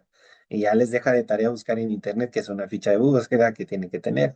El martes lo discuten, ven una película, ¿no? Sobre el tema. El miércoles hacen como el resumen de lo que investigaron en internet, de la película, aportan al periódico mural, ¿no? Luego ya se ponen a investigar sobre otras cosas del tema. O sea, todo eso son temas que constituyen todas las áreas de que se dan en el caso de la telesecundaria, pero es por la agencia de este profe, por el currículum oculto de este profe, de decir, yo tengo este tema aquí que está ocurriendo en nuestro país, que es transversal a la vida de nuestro país, pues pongámoslo aquí. No es necesario que yo tenga que cumplir un contenido específico, porque así estoy obligado, sino cambiar ese sentido para llegar a ese día. Y bueno, ¿qué pasó? Que durante toda esta semana este profe y este grupo trabajaron sobre el tema y al final sí entregaron esta cajita a las mamás en el evento cívico de la escuela, etcétera, en la fiesta. y en la cajita le pusieron ahí consignas, ¿no? De que dicen los colectivos, ¿no? Entonces fue un regalo pues chido y al final una sensibilización que repercute no solo al estudiante que está en esa aula, sino siempre tiene un efecto sobre la familia, porque este joven no se queda callado toda la semana. Siempre hay una plática de los jóvenes con las familias. Ay, ¿qué hicieron en la escuela? No sé qué, y en la cena platican de eso. Y eso que dice el maestro después se filtra en la subjetividad del estudiante y luego va la mamá y luego va el abuelo que a lo mejor fue a comer a la casa, a los tíos. O sea, hay una expansión del efecto de la educación en este sentido que es muy rica y que si sabemos direccionar puede constituir. Pero estas son cosas que emanan así, pues. O sea, no es que alguien le haya dicho al profe, usted tiene que hacer esto, ¿no? Son cosas muy particulares que digo yo que es importante documentarlas porque nos enseñan mucho de de esas formas en que los profes están transitando por estas problemáticas y convirtiéndolas en una motivación educativa para saber qué podemos hacer. Bueno, eso quería compartirles para no extender. Sí, muchas gracias. Pues no sé si alguien quiere comentar. También si puedes ver ahí hay algunas preguntas una pregunta que te hace la maestra Ani de San Luis Potosí. Katy habla dice que la profesión docente ya es de alto riesgo. En fin, no sé quién, si quiera alguien comentar. Gina, adelante. Gracias. Sí, bueno, primero que nada agradecer todas estas reflexiones porque definitivamente em, pues nos dan muchas líneas, como bien decían en un inicio, para dialogar y podríamos tener como muchas sesiones sobre esto, pero yo partía un poco escuchándoles de la pregunta de si el docente realmente sigue siendo un sostén comunitario, un sostén para la comunidad en medio de estos contextos en donde las violencias sí entran al aula, otras se generan también dentro de las escuelas, pero se modifican los vínculos, se altera el sentido también de comunidad, donde se afecta emocionalmente al profesorado y donde, como hemos hablado en otras sesiones anteriores, están cambiando las formas también de ejercer autoridad y de ejercer cuidado también, ¿no? Porque entonces, viendo, por ejemplo, como esto que dice Katy también de la profesión de alto riesgo, pues pareciera que hoy las y los docentes pues estamos ahí oscilando o mediando entre la esperanza y el miedo, entre el cuidado e incluso la supervivencia también, y más en estos contextos que están permeados por todos lados de la violencia, ¿no? Pero aún así, las escuelas siguen siendo esos espacios de los pocos que quedan, en donde sí hay espacio para la escucha, donde sí hay rituales también, donde hay encuentro y donde existe esa posibilidad de algo que ya mencionabas, que es esta posibilidad de los docentes para la adaptabilidad, para la colectividad, para lo comunitario también. Pero entonces me surgen como muchas contradicciones también en pensar. Yo siempre he defendido la idea de las escuelas abiertas, siempre, pero ¿cómo permanece abierta una escuela cuando el tejido social ya empezó a romperse o en contextos donde está completamente roto ese tejido social? ¿Cómo permanece la escuela abierta en ese contexto? Porque entonces es poner a los docentes en un lugar muy complejo y muy injusto, porque entonces les estamos exigiendo sostener comunidad en contextos donde la comunidad misma está herida. Incluso ahorita leyendo la última intervención que hay en el chat, pensaba en este contexto mundial tan complejo que estamos viviendo, no solo estamos pidiéndole a a los profes que estén sosteniendo comunidad, sino que sostengan humanidad. Y no, sin caer en la romantización también que hablaban aquí en el chat también hace un momento del profesor, de la figura del docente sacrificado, resiliente, el que nunca abandona, el que siempre está al frente, o sea, rompiendo con esa idea tan romantizada, pero tampoco cayendo en esta postura también tan injusta de esperar que la escuela y que los docentes reparen todas las fracturas sociales que el sistema ha producido y que sigue fomentando y que sigue alimentando. Entonces, ¿cómo construir colectivamente realmente esas contrapedagogías de la crueldad? ¿Cómo sostener también esas pedagogías del cuidado, de la ternura en estos contextos profundamente fracturados y donde la violencia se ha normalizado a tal grado que se ha vuelto cotidianidad? Y ahí también me surge otra inquietud más, que hasta dónde o dónde está el límite entre asumir esa realidad o esas realidades y normalizar. Y bueno, hasta ahí quedaría mi participación. Ay, sí, buenísimo, Gina, sí, y también gracias a la maestra Ani.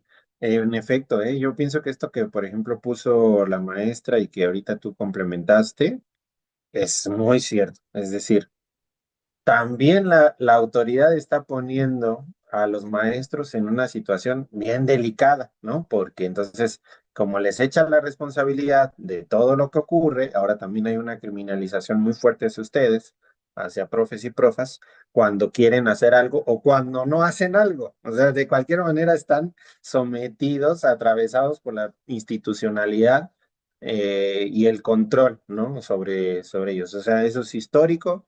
El Estado siempre ha querido controlar la labor de los profes, lo que hacen, lo que no hacen, pero a final de cuentas este tipo de políticas también ayuda o no alcanza a controlarlo todo, ¿no? Es lo bueno, pero sí mete ciertas coerciones en los profes, en el profesorado en general, que va una tendencia más hacia eso de limitarse a hacer ciertas cosas, y si ya lo que pase, pues como ponerle un freno también a la posibilidad de que los profes hagan otra cosa porque están en esa condición. Y ese es otro tipo de violencia que también existe sobre los profes, que hay que señalar y en efecto creo que es muy importante ponerlo en la escena, ¿no? También he sido muy cuidadoso en eso de decir que el profesorado tiene limitaciones para afrontar este tipo de problemas. Y por eso señalaba lo que comentó Raúl en bueno, si ve aquí en este comentario que leí, porque es en efecto, no van a poder resolverse las cosas desde la escuela. Eso es un hecho que yo tengo muy clarísimo, pero a la vez también mi trabajo y mis reflexiones van en defensa de la escuela y en el sentido de que es uno de los pocos espacios que quedan en nuestra sociedad donde la gente se reúne para pensar.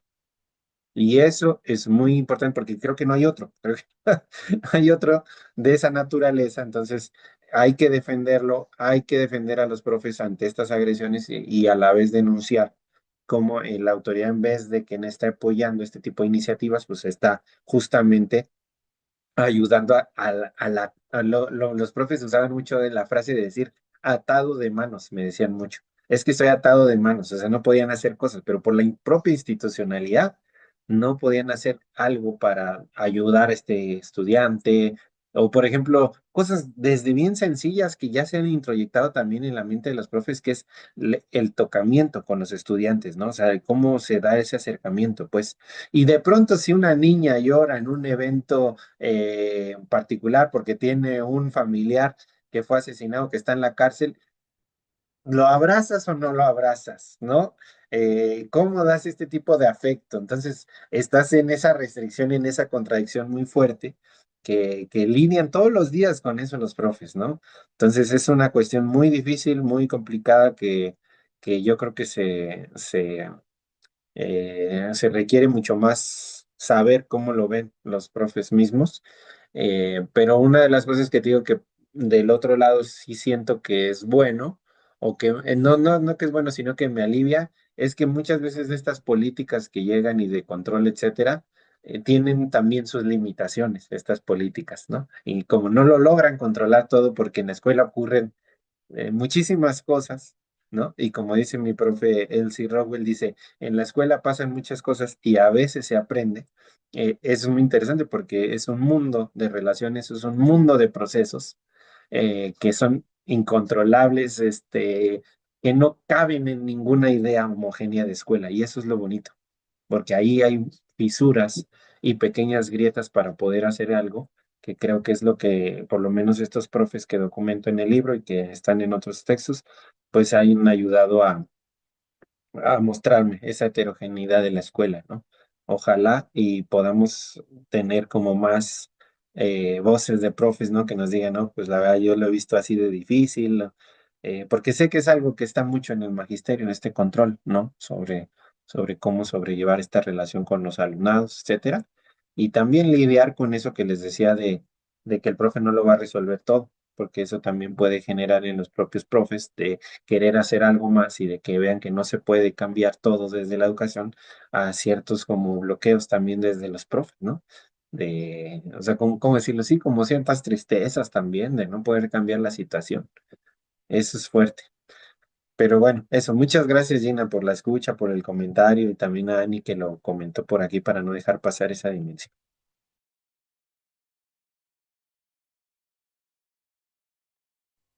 Iré adelante. Sí.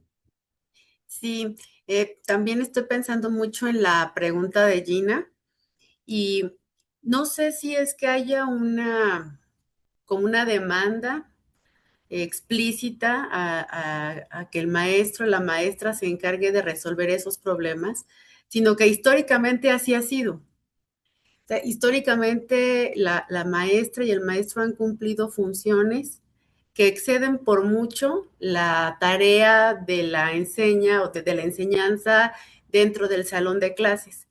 Desde las maestras que hacen gestiones para los abuelos, para las tías que ya no se pueden desplazar y que piensan como es la maestra, ella puede, ¿no?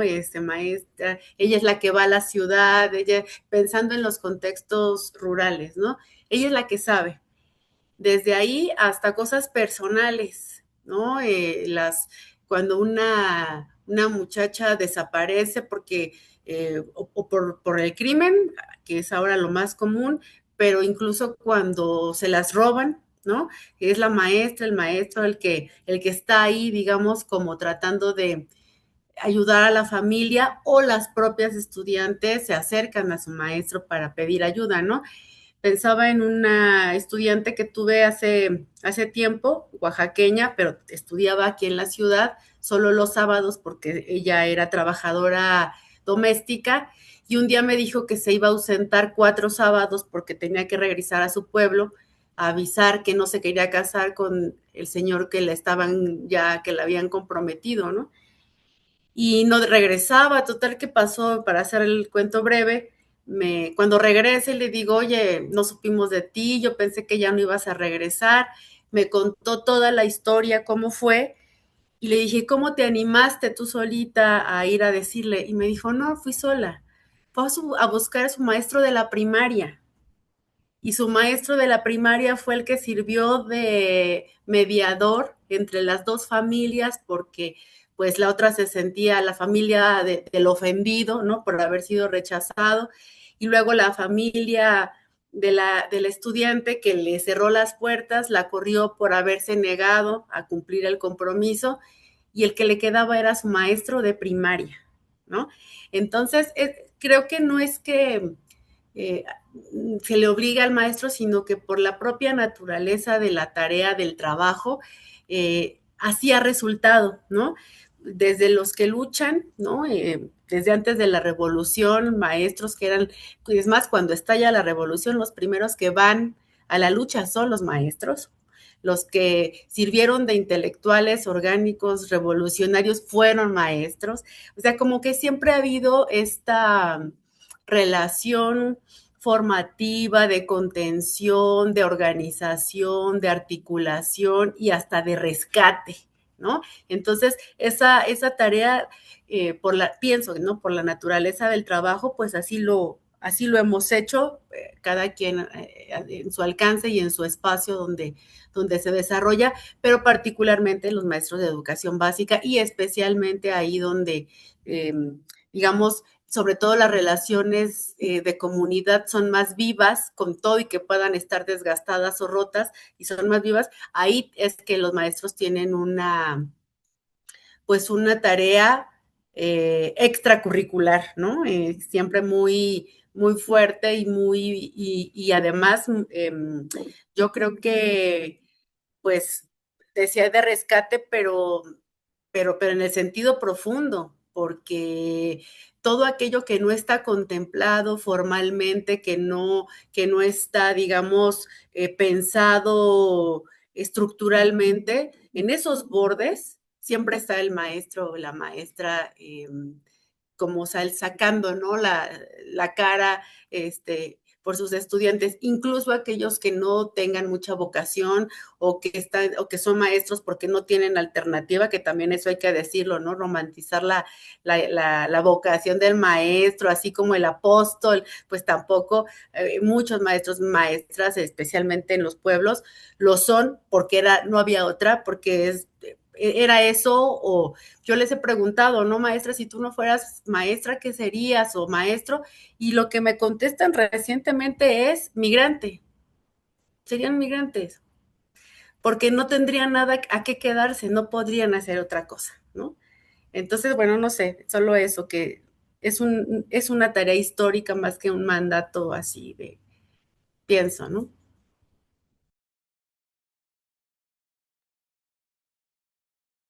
Sí, sí, muy bien.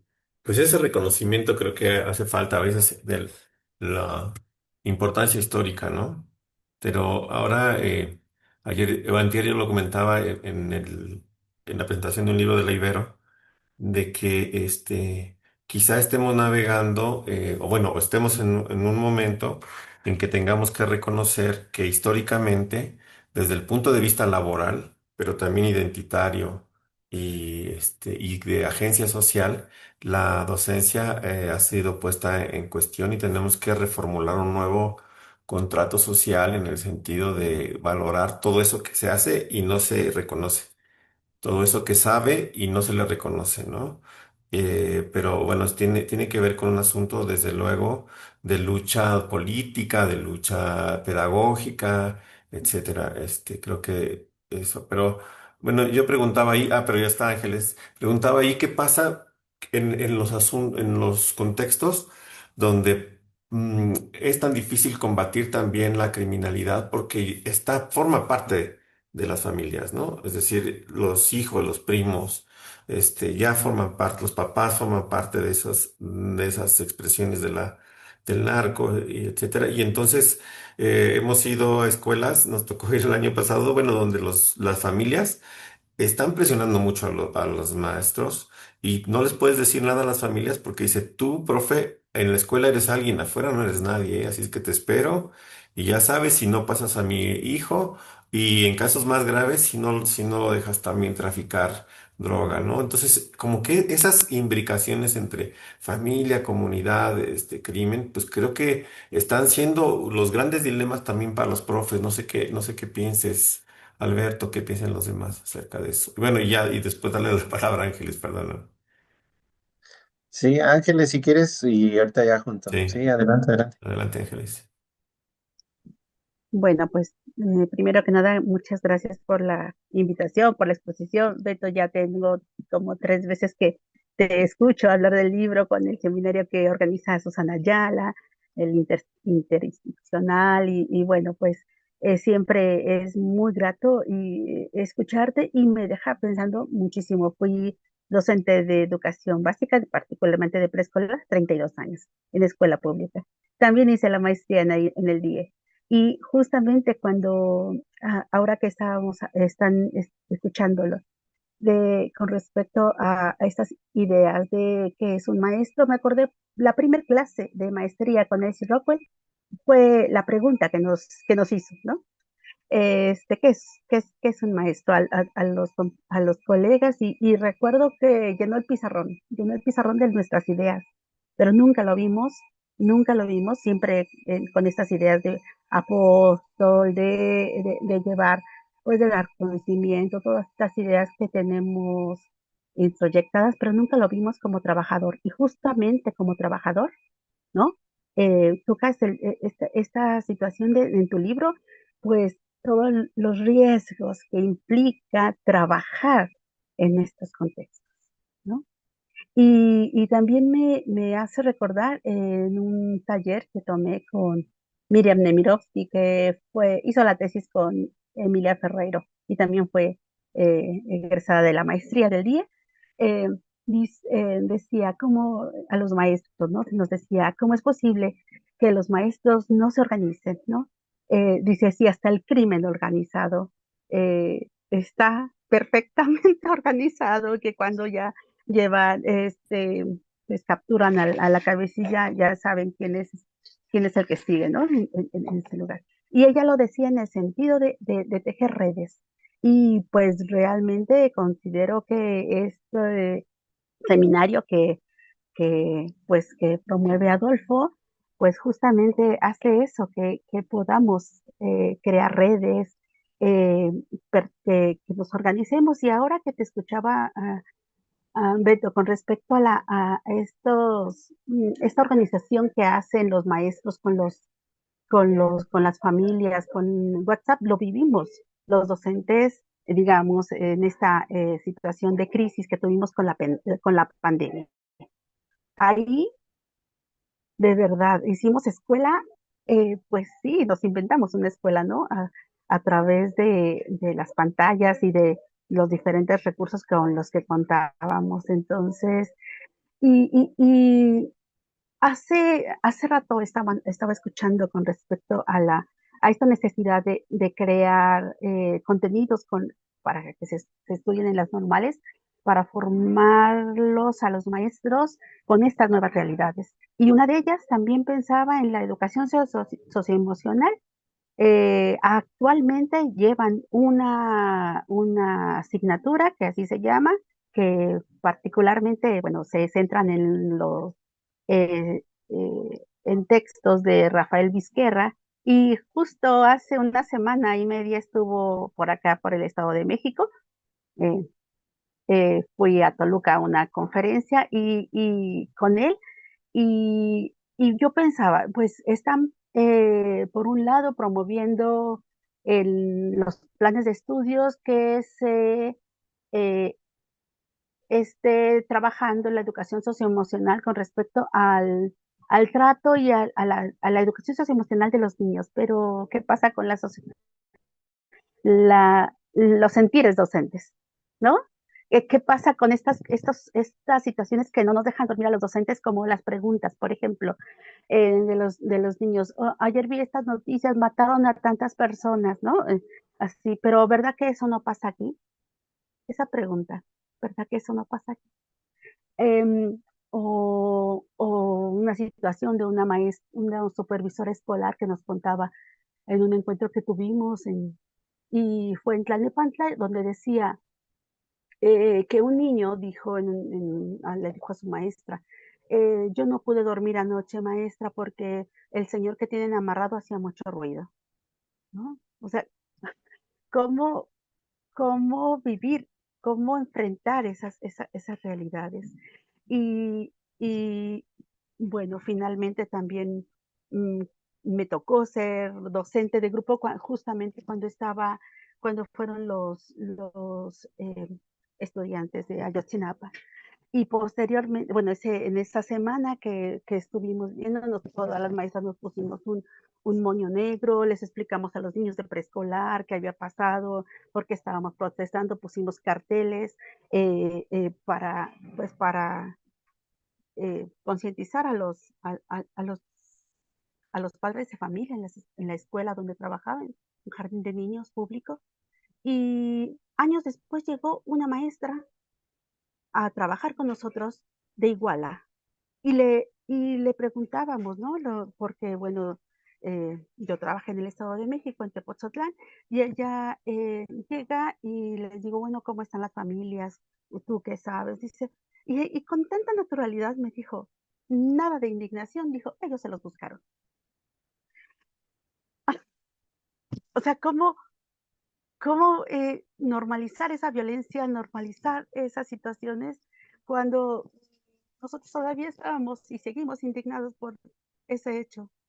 ¿No? Desde nuestros espacios, desde nuestro pedacito de México donde estamos, porque pues somos normalistas, entonces nos imaginamos eh, cuánto de todo lo que dices, estas situaciones de este maestro que está generando estas situaciones con cambiar completamente lo de los festejos de los 10 de mayo. También tengo lamentablemente un sobrino desaparecido y también sé lo que duele. Entonces, como son muchos temas. Muchísimas gracias.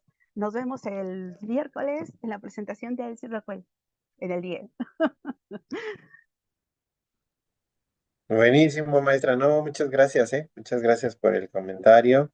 Eh, ahí, yo creo que usted mostró mucho de ese carácter cualitativo que les decía de cómo ha tomado forma, ¿no? Las violencias en el campo educativo y en el trabajo de los profes. Y hay mucho camino todavía por recorrer. Entonces es como algo en el que tenemos que entrarle desde los espacios que tenemos, desde el profesorado mismo, desde la academia, desde las organizaciones y colectivos, porque pues sí, ese es un escenario pues dramático el que vivimos, ¿no? A veces no, son tantas cosas, ¿no? Que nos están pasando que no dimensionamos pues lo que implica lo que estamos viviendo, pero yo creo que espacios como estos nos ayudan a decir, no, o sea, no está mal, no está mal que me sienta así por lo que está ocurriendo, ¿no? Y ahí bien lo está planteando Tere, ¿no? De que pues ahí hay espacio también para estos ejercicios de memoria, ¿no? Y de mantener pues nuestras resistencias cotidianas ante ese dolor y ante esas violencias. Yo creo que es lo que nos toca y nos atraviesa como sociedad, a pesar de también de lo que el sistema quiere que no pensemos y que quiere que no nos preocupemos y quiere que vivamos nuestras vidas fuera de esto como si no nos fuera a pasar. Entonces, por eso es que estamos pues hoy aquí tratando de convocarnos, ¿no? Y a quien nos escuche posteriormente. Entonces, muchísimas gracias por eso, maestra. Muchas gracias, Tere, por ese comentario ahí también de fuerza. Y sobre lo último que quería decir sobre lo que comentaba el profe Adolfo, ¿no? Bien difícil sobre en unas comunidades donde no hay también muchas posibilidades de hacer tanto por esta vinculación. Yo creo que ahí lo que hay que más sostener es la integridad de los profes. Y muchas de esas cosas pasan por no decir, o sea, no hacer juicios morales, ¿no? Sobre lo que están viviendo en las comunidades, no tener como esta idea de lo que tenemos, porque muchas veces el narcotráfico, con las economías ilegales no son malas en algunos lugares, no tienen esta visión.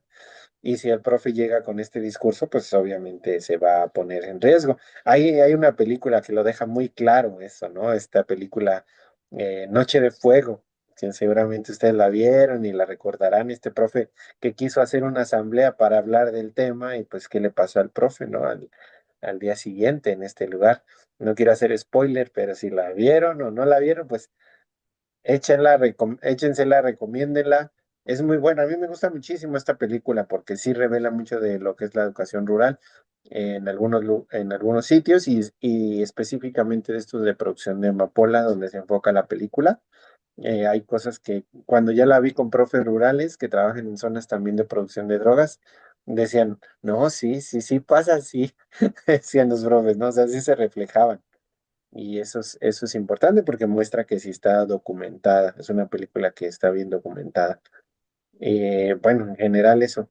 Pero esos son parte de los desafíos que tiene hoy el trabajo docente, que sí está en riesgo, como decía la maestra en el comentario, y espero pues, que podamos ir contribuyendo a un escenario que todavía se ve lejano de paz, pero por lo menos de ir visibilizando más este problema y viendo qué se puede hacer tanto en el campo del análisis y de la documentación de esto, pero también en el campo de la incidencia y de ver hasta qué punto es posible hacer algo más con los actores magisteriales, ¿no? Eso, mi querido Adolfo, muchas gracias Sí, por la no, oportunidad, por el espacio. al contrario, muchas gracias a ti. Yo quisiera terminar muy brevemente, solo compartiendo unas notas que estuve tomando. Tomé muchísimas, pero solo estas rápidamente. Yo pienso que un poco de la conclusión es eso, de que tenemos que aprender de las contrapedagogías de las maestras y los maestros en terreno sin moralizar, ¿no? O sea, como que salir de la moralización y aprender a hablar de las desapariciones forzadas, las violencias, todo lo que está ocurriendo y aprender de la educación popular y comunitaria que sí puede evitar y modificar estos procesos, como tú lo decías, en articulación, escuelas, familias, iglesias, autoridades locales, reconocer y compartir los nuevos saberes que se están generando para procesar colectivamente los dolores e incluso negociar en algunos casos con el poder criminal. Reconocer que aunque no tenemos todavía la pedagogía, como decías, que supere la violencia estructural, sí podemos avanzar hacia allá mientras estamos trabajando en lo intracomunitario, la regeneración de los vínculos y como dice la maestra Annie al final, hay que seguir reclamando la responsabilidad estatal, ¿no? Que eso no se olvide porque aunque nosotros como este uruguayo decía, pues hagamos todo. Si no hay estructuralmente respuestas, pues tampoco no podemos siempre estar buscando la sobrevivencia, sino buscar también que haya decisiones políticas que realmente puedan modificar este escenario. Finalmente estamos reclamando esta posibilidad de vivir sin miedo a perder la vida y a tener una ciudadanía que no sea abrumada por el imperio del crimen. En fin, solo esas cosas quería compartir y agradecerte muchísimo esas reflexiones, esta investigación, porque no es lo mismo hablar desde el deber ser y de los marcos mundiales que tenemos, a hablar desde la investigación cotidiana, de la charla cotidiana con los profes, desde el saber de ahí en terreno. Creo que eso es lo más valioso y eso tenemos que seguir construyendo, ¿no? Ese contacto cotidiano y ese saber proveniente del terreno. Así es que te agradezco muchísimo este tiempo que has brindado para todas y todos nosotros y también a Tere que gracias a ella pues, pues, estás aquí también por esa gestión. Y pues invitar a que sigamos reflexionando sobre estos temas y a seguir aprendiendo. Así es que te vamos a seguir porque Ángeles nos ha recomendado eso. Te vamos a seguir en tus charlas y te vamos a seguir leyendo. Así es que, pues nuevamente, gracias y mucho reconocimiento a tu labor, también al de Tere y al de Ángeles y de todas y todos quienes están aquí. Así es que nos seguimos viendo, que tengan buen día y muchas gracias a todas y todos. Muchas Gracias, gracias. buen día. Gracias, Tere, gracias, Adolfo, gracias, maestras, por todo, por la escucha y nos vemos pronto. Bye.